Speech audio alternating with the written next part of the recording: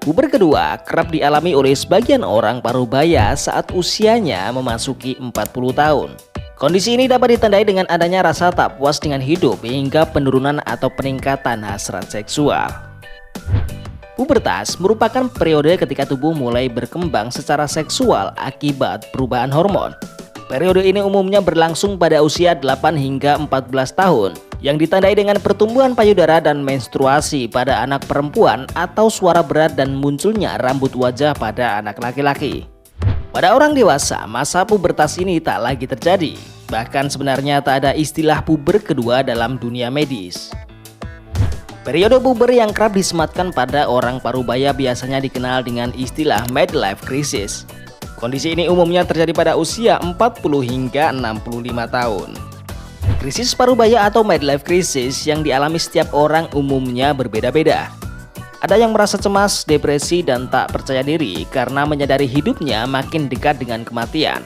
Namun ada pula yang justru merasa dirinya kembali muda dan merasa ingin selalu menjaga penampilan. Kondisi inilah yang membuat krisis parubaya kerap disebut sebagai puber kedua.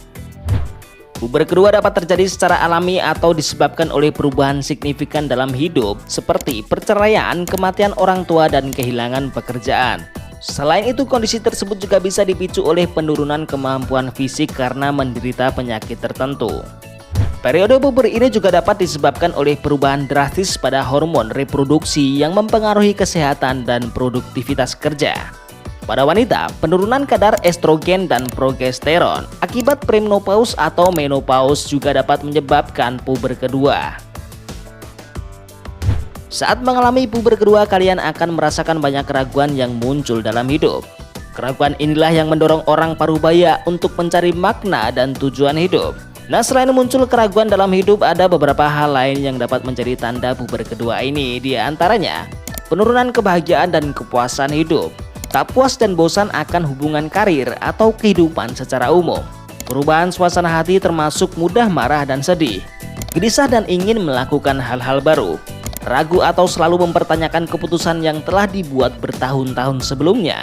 Sering melamun. Bingung tentang diri sendiri atau arah dan tujuan hidup. Asupan makan dan konsumsi minuman beralkohol meningkat. Penurunan atau peningkatan hasrat seksual yang signifikan. Berpikir untuk melakukan perselingkuhan dengan seseorang yang usianya jauh lebih muda, lebih berambisi dalam mencapai suatu hal, atau justru tak memiliki ambisi sama sekali. Namun tak selamanya puber kedua ditandai dengan hal-hal negatif. Puber kedua juga memiliki pengaruh positif karena bisa membuat kalian menjadi lebih penasaran atau ingin tahu mengenai diri sendiri dan lingkungan sekitar. Hal ini tentunya bisa menambah wawasan dan keterbukaan terhadap ide-ide baru. Jika kalian merasa sedang mengalami puber kedua, tak perlu bingung untuk menghadapinya. Ada beberapa cara yang bisa dilakukan untuk menghadapi puber kedua atau midlife crisis ini. Di antaranya, terima perasaan yang muncul dan bagikan kepada orang yang kalian percaya. Renungkan hal-hal yang terjadi dalam hidup. Luangkan waktu ekstra dengan pasangan atau anak-anak. Tetapkan tujuan baru dalam hidup. Lakukan hobi yang kalian sukai, misalnya berkebun atau bepergian. Jika puber kedua yang kalian alami dirasa mengganggu aktivitas sehari-hari atau bahkan sampai memengaruhi hubungan dengan pasangan, pertemanan, dan pekerjaan, sebaiknya konsultasi ke psikiater atau psikolog untuk mendapatkan penanganan yang sesuai.